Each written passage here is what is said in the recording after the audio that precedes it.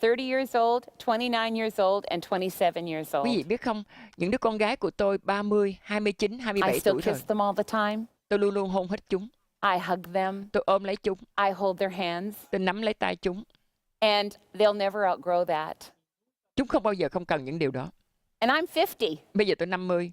And my mother hugs me and kisses me all the time. Và mẹ tôi cũng ôm tôi và hôn tôi hoài. That's a sign of health. Đây là dấu hiệu của sự khỏe mạnh.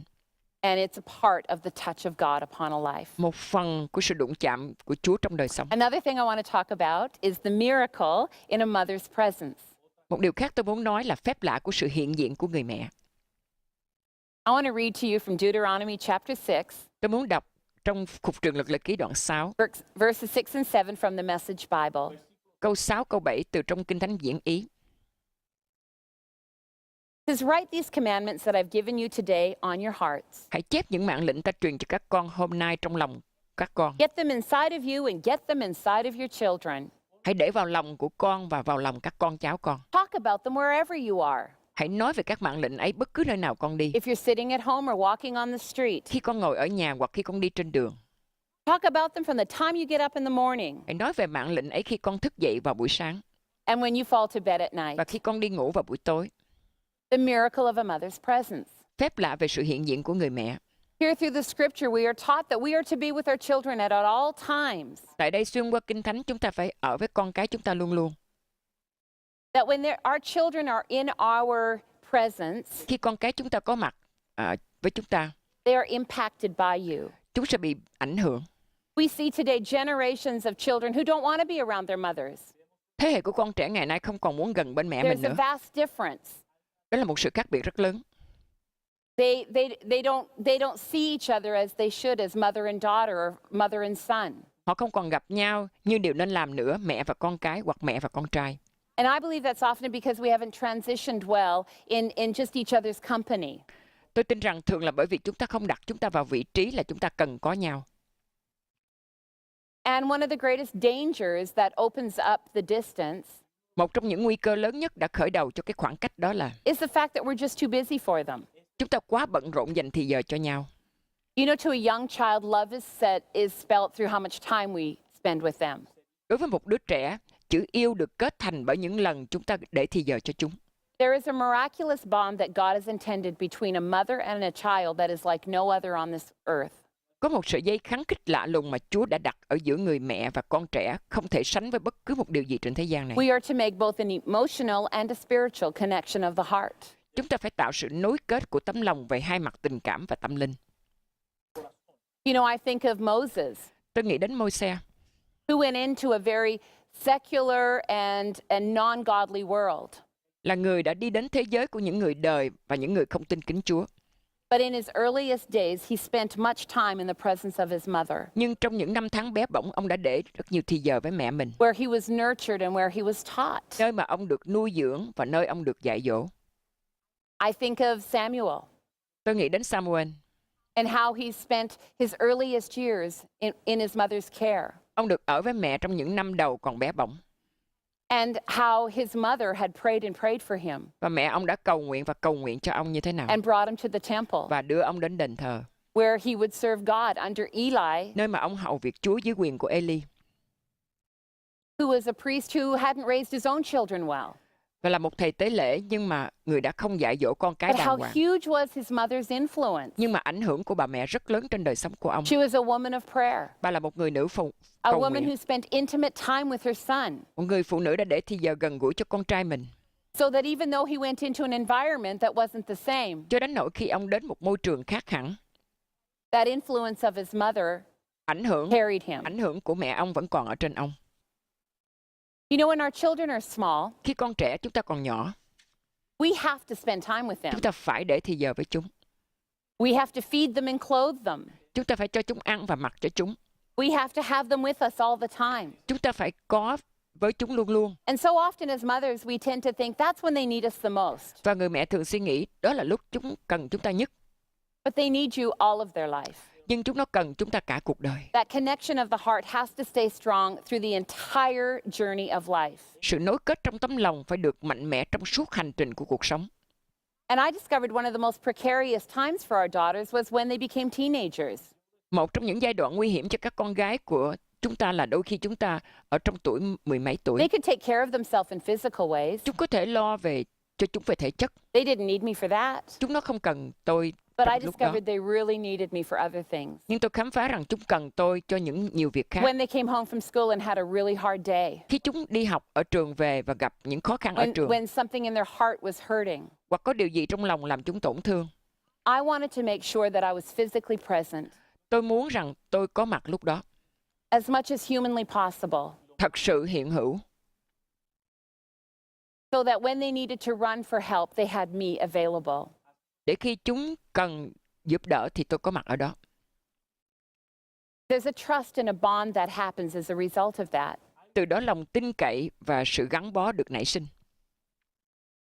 Children will always run to wherever they feel valued. Con trẻ sẽ luôn luôn chạy đến khi chúng cảm nhận được sự quý trọng. They come to where they feel celebrated. Chúng sẽ chạy đến nơi mà chúng cảm thấy được đón mừng. And how does that happen? Nhưng làm sao được? By welcoming them into your presence. Hãy đón nhận chúng vào sự có mặt của bạn. When they walk in the room, you smile. Khi chúng bước vào phòng, bạn hãy mỉm cười. That your very expression tells them you have value. Thái độ đó sẽ như nói với chúng rằng con rất đáng quý.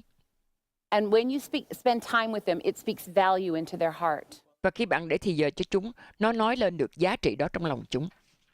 You know, life is just made up of moments. Cuộc đời gồm những giây phút đáng ghi nhớ. And we'll never get them back again. Và chúng ta sẽ không bao giờ trở lại. So when you have the moment, seize the opportunity. Cho nên khi bạn có được cơ hội, hãy nắm lấy. You know, now as a grown woman and a grandmother, Bây giờ tôi là một người lớn tuổi và là một bà ngoại. I still feel that one of the greatest things my parents ever gave me Tôi vẫn còn cảm thấy một trong những điều lớn nhất mà cha mẹ tôi đã ban cho tôi. was a sense of security by their presence. Đó là cảm giác an toàn trong sự có mặt của họ. I always knew they were available for me. Tôi luôn luôn biết rằng họ luôn luôn có thì giờ cho tôi. When I did something great, Khi tôi làm điều gì to tát, or when I did something wrong, hoặc khi tôi làm điều gì sai trật, they never shut me off from their họ presence. không bao giờ loại tôi ra khỏi sự hiện diện của họ. Their heart was always open to me, Lòng của họ luôn luôn mở ra cho tôi. and it still is. Và đến ngay bây giờ, That's miraculous. đây là một phép lạ. Another thing I want to talk about that a mother has Điều khác mà tôi muốn nói với các bạn là người mẹ có is the miracle of encouragement. là phép lạ về sự khích lệ. Everyone in this world needs a cheerleader. Mọi người ở trên thế giới này đều cần quạt náo viên. Someone that believes in you and celebrates you. Một ai đó tin tưởng vào bạn và cởi vỏ And bạn. there's no greater celebrator in the world, I believe, than a mother. Không có một người nào cởi vỏ trên thế giới này hay hơn một người mẹ. I want my children to know that if everything else is wrong in the world, Tôi muốn con cái tôi biết rằng nếu mọi điều khác trên đời này đều sai trật that hết, their mother is still there behind them going, well done. mẹ chúng nó vẫn đứng phía sau chúng nó và khích lệ tốt lắm con. Like I said, children go where they're celebrated. Con trẻ đến nơi nào chúng được hoan nghênh. It is human nature to run from pain and hurt. Bản chất của con người là tránh những nơi đau đớn tổn thương. And again, often when we go to our mother, Thường khi chúng ta đi đến mẹ mình, if our mother's heart is hurting, nếu tấm lòng của mẹ bị tổn thương, then we don't want our children in our presence. chúng ta không muốn con trẻ có mặt. We find it difficult to celebrate them Chúng ta cảm thấy khó mà vui mừng nơi chúng. because we have nothing to celebrate within ourselves. Bởi vì chúng ta không có gì để vui mừng trong lòng của chúng ta. And so I want to encourage you to make sure again that your heart is healthy. Cho nên tôi muốn khích lệ bạn tái xác nhận rằng tấm lòng của bạn khỏe mạnh. A couple of things I want to share with you with this. Một vài điều nữa mà tôi muốn chia sẻ với bạn. Never miss an opportunity to tell your children just how much you love them. Đừng bao giờ bỏ qua cơ hội để nói với con trẻ rằng bạn yêu chúng nó rất nhiều. And again, you may say in our culture, we don't use those words, I love you. Và bạn có thể nói rằng ở trong văn hóa của chúng ta không nói mẹ yêu con. But God does. Nhưng Chúa nói như vậy. He said, for God so loved the world. Ngài phán rằng vì Đức Chúa Trời yêu thương thế gian. We know from the scripture that God is a God of love. Chúng ta biết từ trong Kinh Thánh rằng Đức Chúa Trời là Đức Chúa Trời And của in tình yêu. everything God ever did, He only expressed love for Và us. trong mọi sự Đức Chúa Trời làm, Ngài chỉ bày tỏ tình yêu cho chúng ta. So it is vitally important that as a mother, you verbally express, I love you. Cho nên rất quan trọng khi chúng ta là mẹ, chúng ta phải nói ra mẹ thương con. I celebrate you. Mẹ khích lệ con. I thank God He put you in my world. Mẹ cảm ơn Chúa, Ngài đã đặt con trong thế giới của mẹ. There's a miracle that will happen in your words. Có một phép lạ sẽ xảy ra trong câu nói này. The Bible teaches us that life and death are in the power of the tongue. Kinh Thánh dạy cho chúng ta rằng sự sống và sự chết là quyền của lưỡi. And you can infuse life into your child by expressing how much you love them. Bạn có thể truyền đạt sự sống vào con trẻ bằng cách nói rằng bạn yêu chúng nó như thế nào. You know, I realized you never know when you'll have another opportunity to say I love you. Tôi biết rằng bạn sẽ không bao giờ biết được khi nào bạn có mới có cơ hội nói rằng mẹ yêu con. What if you don't have tomorrow? Nếu như bạn không có được ngày mai, You only have today. bạn chỉ có ngày hôm nay. So today, Cho nên ngày hôm nay, express it. hãy diễn tả nó ra. Never hold back your words of encouragement. Đừng bao giờ ngần ngại để nói lời khích lệ. And may I encourage you to share that with your husbands and all the people in your world that you love. Tôi khích lệ bạn chia sẻ điều này với chồng con và tất cả những người trong thế giới của bạn yêu. When it comes to expressing your love, Khi bạn có cơ hội nói đến tình yêu của bạn, there's two words that are very big words. có hai câu rất quan trọng. And that is I'll love you always Mẹ sẽ luôn luôn thương yêu con and I'll love you forever. và mẹ sẽ yêu thương con mãi mãi. Nothing you could ever do would make me love you less. Không có điều gì con có thể làm khiến tình yêu của mẹ giảm đi. Nothing you could ever do would make me love you more. Và cũng không có điều gì con có thể làm để gia tăng tình yêu I này. just love you. Mẹ yêu con. And you can rest assured in my love. Và con có thể yên nghỉ chắc chắn trong tình yêu của mẹ. It builds security. Nó sẽ xây dựng sự an toàn. It builds strength into their heart. Nó sẽ thêm sức mạnh vào lòng chúng. It makes them feel they can take on the world. Nó giúp chúng cảm thấy như chúng có thể mang cả thế giới. It makes them feel stronger and taller. Nó khiến chúng cảm thấy mạnh And what a hơn và great cao place hơn. to receive that from a mother's love. Và từ tình yêu của mẹ, nơi chúng tiếp nhận. Here's another thought about encouragement. Một ý nghĩ khác về sự khích lệ. That often our children do things that are dumb and wrong. Thường con cái làm những điều dại dột và sai lầm. And as an encouraging mother, you don't ignore that. Là một người mẹ khích lệ, bạn không quên điều đó. You have to deal with wrongdoing. Bạn phải đối phó với điều đó. But I believe in the 10-to-1 rule. Nhưng mà tôi tin vào luật 10-1. For every one word of correction, you have to speak 10 words of encouragement. Cho mỗi một lời sửa trách, bạn cần 10 lời khích lệ. It makes it a lot easier to get corrected. Nó sẽ giúp cho việc sửa trách dễ dàng hơn. And sometimes as a parent, that's a lot of work. Và đôi khi làm cha mẹ cần rất nhiều cố gắng. But it's a very important work that you'll do for your children. Bạn cần làm cho con cái vì điều này rất quan trọng. Another thought. Và một ý nghĩ khác. Let your words be the words that speak the very loudest to your children's heart. Hãy để cho lời nói của bạn là lời nói lớn tiếng nhất trong lòng con cái. Throughout their lifetime, many, many voices will speak to your child's life.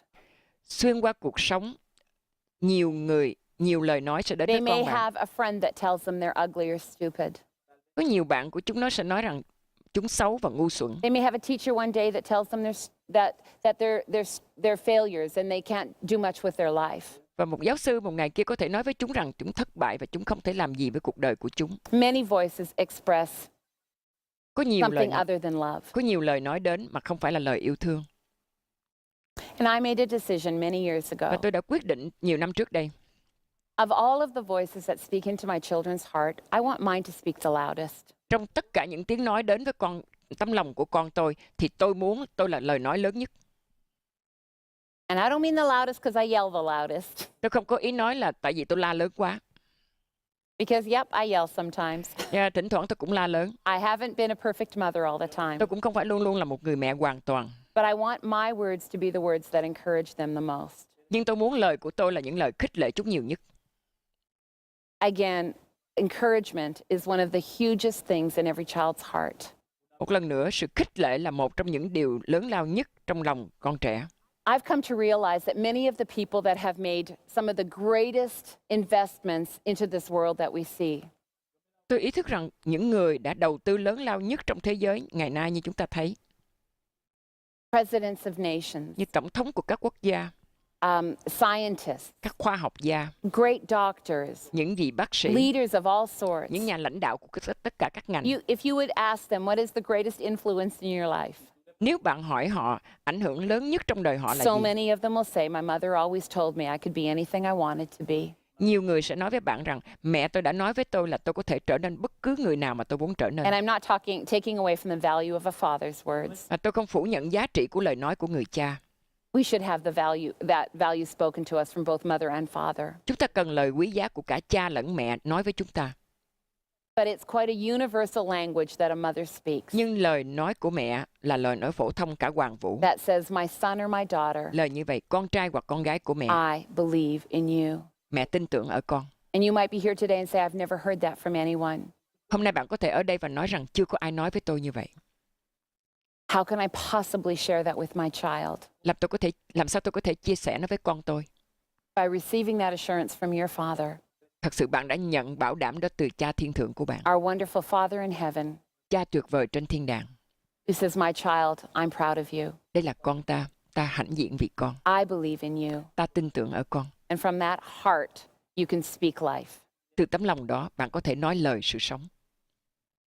Again, healthy words will come as a result of an overflow of a healthy heart.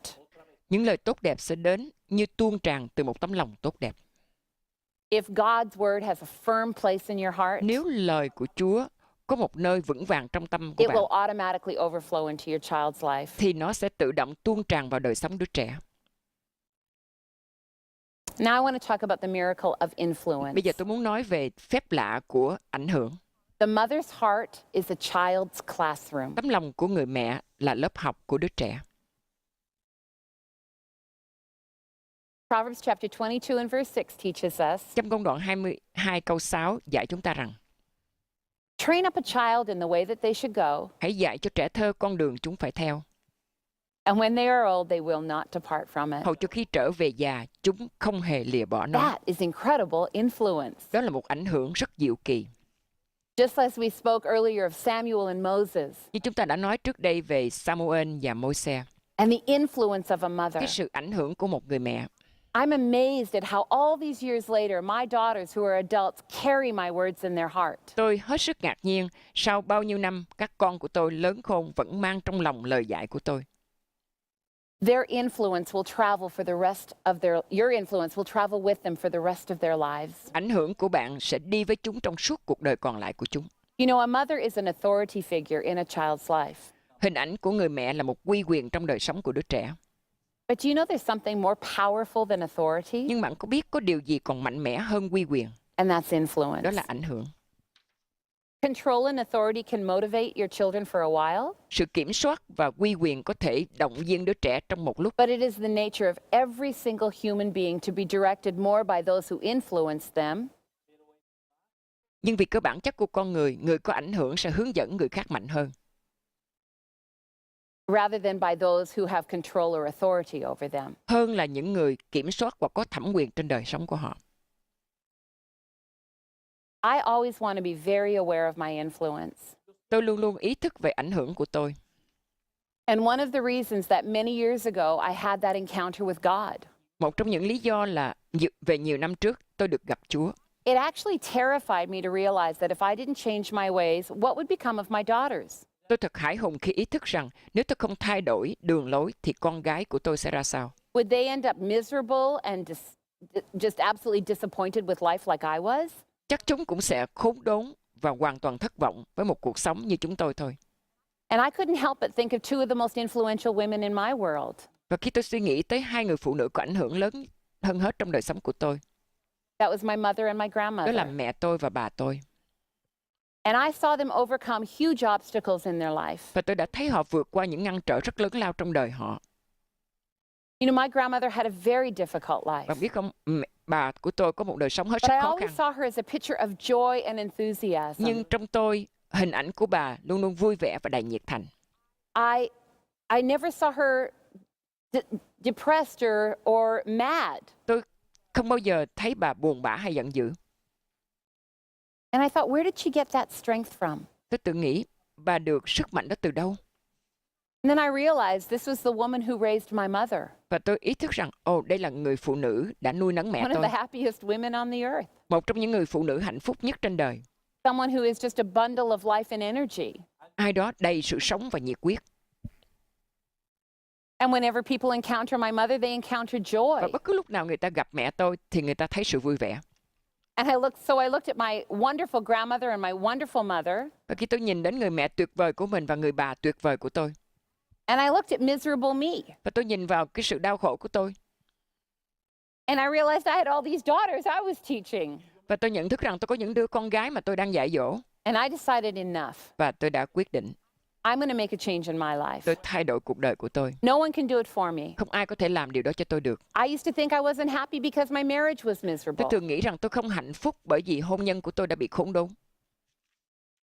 And I blamed all my misery on my husband. I thought it was his fault I was unhappy. Tôi đổ lỗi tất cả khổ sở của tôi lên chồng tôi. Tôi nghĩ rằng tôi không hạnh phúc là tại And vì one chồng day I tôi. realized it wasn't his fault. Một ngày kia tôi nhận rằng không phải là lỗi của If anh. I wasn't happy, it was my choice. Tôi không hạnh phúc là tại vì tôi đã chọn lựa. That my circumstances did not have to dictate whether I was joyous or miserable. Những hoàn cảnh của tôi không thể quyết định được việc vui buồn của tôi. And that was the beginning of a journey to where I am today. Và đó là khởi đầu của cuộc hành trình đưa tôi đến nơi hiện tại của tôi ngày nay. One choice. Một sự lựa chọn. 26 years ago, 26 năm trước đây, I decided to live for God, tôi đã quyết định sống cho Chúa, to give God my whole life, dâng cho Chúa cả cuộc đời to tôi, give God my marriage, dâng cho Chúa hôn to nhân give của God tôi, my children, dâng cho Chúa con cái của to tôi, give God my dâng future. cho Chúa tương lai của tôi. And that one choice created miracles. Và sự chọn lựa đó đã trở thành một phép lạ.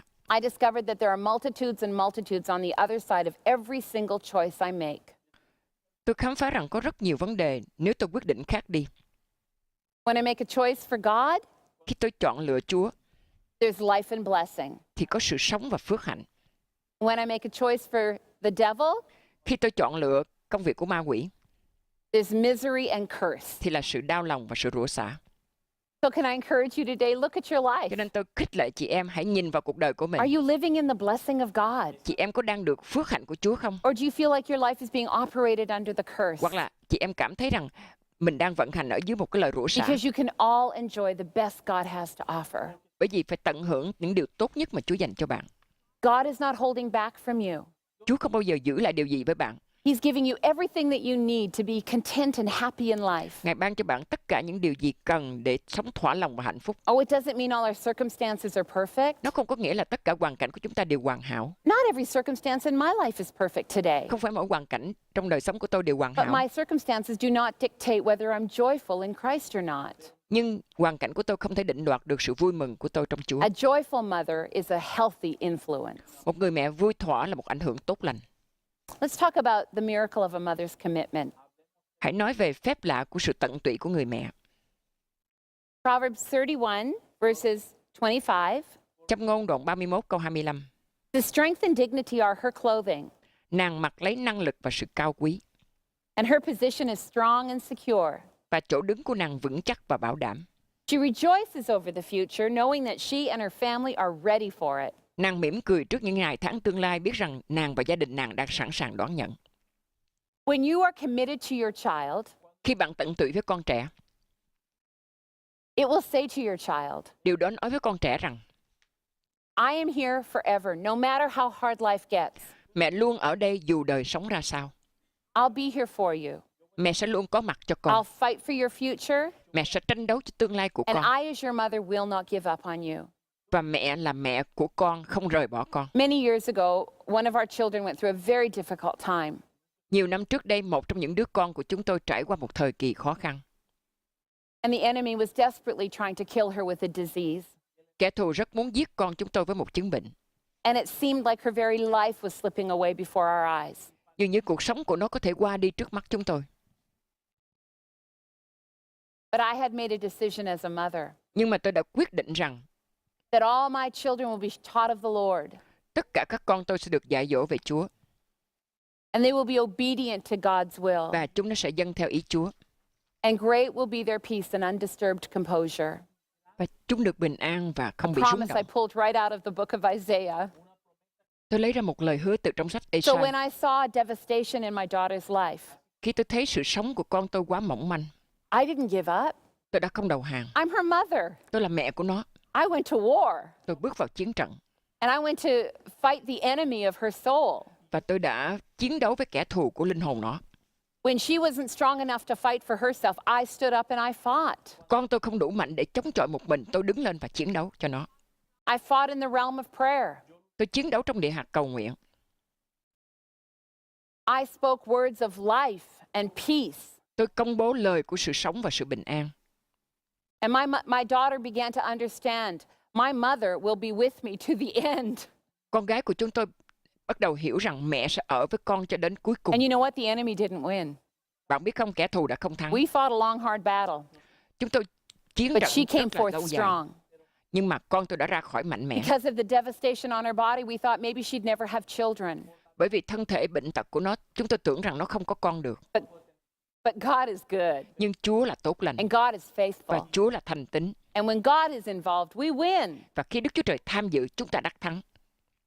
And so I look at her today, Và khi tôi nhìn con tôi ngày nay, happily and beautifully married, nó có một đời sống hôn nhân hạnh phúc và tốt đẹp.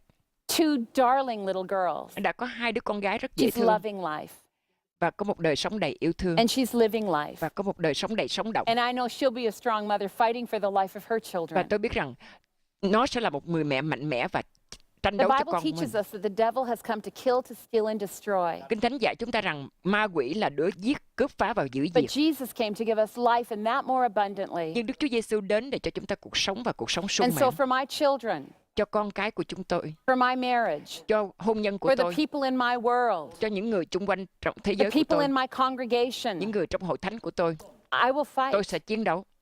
Because the Bible says it's a good fight of faith. Vì Kinh Thánh nói rằng hãy đánh trận And tốt I am lành committed, và tôi hết lòng. not till it gets hard, Không phải chỉ đến khi gặp quá khó khăn, but to the end. nhưng đến cuối cùng. And some of the ways we show commitment to our children Một trong những cách chúng ta có thể bày tỏ sự tận tụy cho trẻ is certainly by battling for them in the spirit, là chiến trận trong tâm linh cho chúng, but also in some very practical and enduring ways. nhưng cũng bằng những cách rất thực tế và chắc chắn. And one of the ways my children know I'm committed to them Một trong những cách mà các con tôi biết rằng tôi hết lòng cho chúng is that là I am completely committed to their father. tôi hoàn toàn đầu phục cha của chúng. They saw me fight back from a broken marriage. Chúng nhìn thấy tôi chiến đấu nghịch lại một hôn nhân tan vỡ. They saw their father and I press through hard places. Chúng thấy cha chúng và tôi cùng vượt qua nhiều khó khăn. I don't think anything has produced more security in my children's life than the way that I love their father. Tôi nghĩ rằng không có cách nào an toàn cho đời sống các con tôi hơn là cách tôi yêu cha chúng. They see affection between us. Chúng thấy sự thân mật giữa chúng tôi. They see love between us. Chúng thấy tình yêu của chúng tôi đối với nhau. They see us working through life together. Chúng thấy chúng tôi cùng sát cánh trong cuộc sống. And that produces such peace and security in their lives. Và từ đó phát sinh sự bình an và sự bảo We đảm live in trong a đời world sống that của many chúng. people said, I promise to be there forever. Và chúng ta sống và nhiều người nói tôi hứa sẽ ở But đó they mãi leave. mãi. Nhưng rồi họ ra đi. But committed people stay. Những người tận tụy sẽ ở lại. And so my children know Và, that they're safe. và các con tôi biết rằng chúng nó an toàn. Another way we show commitment is through the environment that we build within our home. Một cách khác để tỏ lòng là qua môi trường mà chúng ta xây dựng gia đình. Do you know that your home really speaks of your heart? Bạn biết không, căn nhà của bạn nói lên tấm lòng của bạn. And how we create the environment in our home speaks very large to our children's hearts. Chúng ta tạo nên một môi trường trong nhà nói lên rất nhiều vào lòng con trẻ. And a peaceful environment isn't obtained by how much stuff is in our home. Một môi trường an lành không phải là bao nhiêu đồ đạc trong nhà, It's by how much heart is in our home. mà là tấm lòng của chúng ta ít hay nhiều trong nhà. That when our children come home, Khi con trẻ về đến nhà, they enter into a place of peace. chúng bước vào một nơi an toàn, Not where there's hostility, không phải là sự khủng bố, but there's encouragement again and strength. nhưng là sự khích lệ và sức mạnh. Again, children will go to where they're celebrated and there's peace. Con trẻ sẽ đi đến nơi nào chúng được cởi vỏ và được sự bình an. So let that commitment you have to your children Hãy để sự tận tâm mà bạn có vào con trẻ của bạn. be exemplified through the environment that you produce in your home. Hãy là một gương mẫu qua môi trường mà bạn tạo nên trong nhà bạn. Another thing is, as a mother, know what your priorities are. Một việc nữa là một người mẹ phải biết thứ tự ưu tiên của mẹ So là gì. often we say, oh, my priority is God and my husband and my children. Thường chúng ta nói ưu tiên của tôi là Chúa, là chồng tôi và con tôi. But if we look at our lives, it would say something else. Nhưng nếu chúng ta nhìn vào đời sống của chúng ta có thể không phải như vậy. Our priorities is whatever we give our time and attention to. Thứ tự ưu tiên là điều gì mà chúng ta để thì giờ và tâm trí vào. My husband and I live very big lives. Chồng tôi và tôi có một đời sống rộng lớn. We travel a lot. Chúng tôi đi du lịch rất nhiều. We have a large congregation. Chúng tôi có một hội chúng rất đông. We have a lot of people demanding our time. Chúng tôi có rất nhiều người đòi hỏi thời giờ của But chúng my tôi. children fully know, Nhưng các con của chúng tôi đều biết and now rõ. my grandchildren Và know, bây giờ các cháu của chúng tôi that cũng they biết are my rõ. priority. Chúng nó là ưu tiên của chúng tôi. They know that I have a priority in my relationship with their father. Chúng nó biết rằng tôi có một ưu tiên trong mối tương giao với cha chúng. But they know that they fill up the largest space in my heart. Nhưng chúng nó biết rằng chúng đã chiếm một chỗ lớn lao nhất trong lòng tôi. That when they need me, Khi chúng nó cần I'm there. tôi có ở đó. The last thing dealing with commitment Điều cuối cùng trong sự tận tụy is the whole thing of family traditions. là vẹn toàn của truyền thống gia đình. And traditions are just things that you do over and over again that are unique to your family. Truyền thống là những gì bạn lặp đi lặp lại mà nó rất đặc biệt trong gia đình. And we discovered that in the busyness of our lives, it was important to have family traditions. Chúng tôi khám phá rằng trong sự bận rộn của đời sống cũng quan trọng là chúng ta phải có những cái truyền thống của gia đình. We would make time once a week to have family dates, Chúng tôi tìm thì giờ để mỗi tuần gặp gỡ gia đình một lần. where my husband would take each one of our daughters out on a very special date with them. Chồng tôi sẽ đi chơi với từng đứa con gái của chúng tôi trong một thời giờ đặc And biệt. once a month it was me, Và mỗi tháng một lần với tôi. and our children liked that. Và các con tôi thích lắm. But then also we had family nights, Và rồi chúng tôi đều có đêm gia đình. where everything else in the world had to stop. Khi mà tất cả mọi sự khác phải dừng lại. And just for a moment of time, we spent time together. Và trong một thời giờ đặc biệt, chúng tôi dành thời Just giờ họp mặt. connecting as a family, heart to heart. Một nối kết như một gia đình giữa trái tim với trái Because tim. if you don't take time, there won't be any time. Nếu chúng ta không để thì giờ thì cũng không có thì giờ. And throughout all of their childhood and through their adult years, we implemented this. Và trong suốt thời thơ ấu và những năm trưởng thành của chúng tôi đã thực hiện điều And này. then they got married and moved out of the house. Và khi chúng lập gia đình và rời khỏi nhà. And so we didn't have family nights Và anymore. chúng tôi không còn những đêm gia đình nữa. And I really missed it. Và tôi rất nhớ điều đó. But I thought, well, they're married now. They have their own lives. Nhưng tôi nghĩ rằng chúng đã có gia đình của chúng có cuộc sống của But one chúng. day our daughters called us and spoke with us.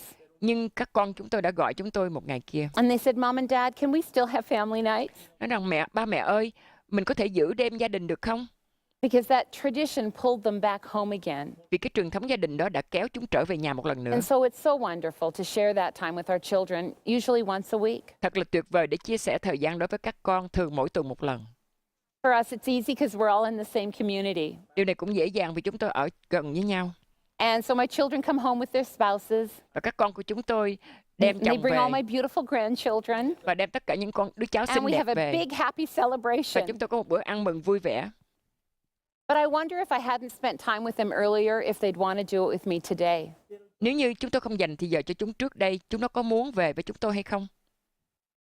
I don't think they would. Tôi không nghĩ như vậy. Because if they don't feel valued, then why would they feel valued now?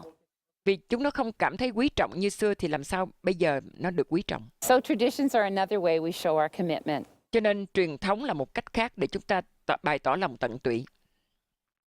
I want to talk about a mother's example. Tôi cũng muốn nói về gương mẫu của người mẹ. Children will actually learn from how we do life. Con trẻ thật sự học cách chúng ta sống. They see our example of our face. Chúng thấy gương mẫu trên gương mặt của chúng And I've ta. asked myself, if my children follow in my footsteps, where will they end up in life? Và tôi tự hỏi, nếu các con của tôi bước theo chân tôi thì chúng nó sẽ đi tới đâu? If they follow my example, will they be in love with Jesus? Nếu chúng nó theo gương của tôi thì chúng nó có yêu mến Chúa không? If they follow my example, will they love their husbands? Nếu chúng nó theo gương của tôi thì chúng nó có yêu chồng chúng nó không? If they follow my example, will they have healthy relationships around Nếu them? chúng nó theo gương của tôi thì chúng nó có một cái liên hệ tốt đẹp với những người chung quanh chúng Because your không? example will be one of the loudest examples that speak into their life. Vì cái gương mẫu của chúng ta sẽ là gương mẫu lớn nhất trong đời sống của chúng. Some things were very important for me that I wanted to teach my children. Những điều rất quan trọng đối với tôi mà tôi muốn dạy con tôi là I wanted my children to have a beautiful, strong, committed relationship to God. tôi muốn các con tôi sẽ có một mối tương giao tốt đẹp, mạnh mẽ và tận hiến đối với Chúa. But I couldn't build it for them. Nhưng tôi không thể xây dựng cho chúng. They had to see my life of prayer, Chúng phải thấy cái đời sống cầu nguyện của tôi, my faith. đức tin của tôi. And it wasn't because I was super Christian mom. Nhưng không phải vì là tôi là một người mẹ I siêu think đẳng. many times my children learned from me when things were the hardest in my life. Tôi tin rằng những đứa con nó học từ tôi khi những điều khó khăn nhất When trong there đời sống của wasn't tôi. enough money, Khi tôi không có đủ they tiền, would see me go to God. chúng thấy tôi đến với Chúa. When I was struggling in a relationship, they saw me go to God. Khi tôi gặp khó khăn trong một mối liên hệ, Nó thấy chúng tôi đến Your với Chúa. children learn by what they see. Con trẻ học theo những gì chúng thấy. They're going to learn from you how to get along with other people. Chúng sẽ học từ bạn làm thế nào để hòa thuận với người khác. They're going to learn relationship skills from you. Chúng sẽ học nghệ thuật tương giao từ nơi bạn. Teach them the value of friendships Dạy nó giá trị của tình bằng hữu with many people. với nhiều người. That you need to have a life that's much bigger than just your marriage and your children. Bạn cần phải có một cuộc sống lớn hơn là hôn nhân và con cái của bạn. There's a beautiful community of people that God places you in. Có một cộng đồng đẹp đẽ mà Chúa đã đặt bạn vào. And when you have healthy, growing relationships, Và khi bạn có một mối tương giao tốt đẹp và tăng trưởng, that's one of the healthiest examples for your children. đó sẽ là gương mẫu tốt đẹp nhất cho con trẻ. Teach them to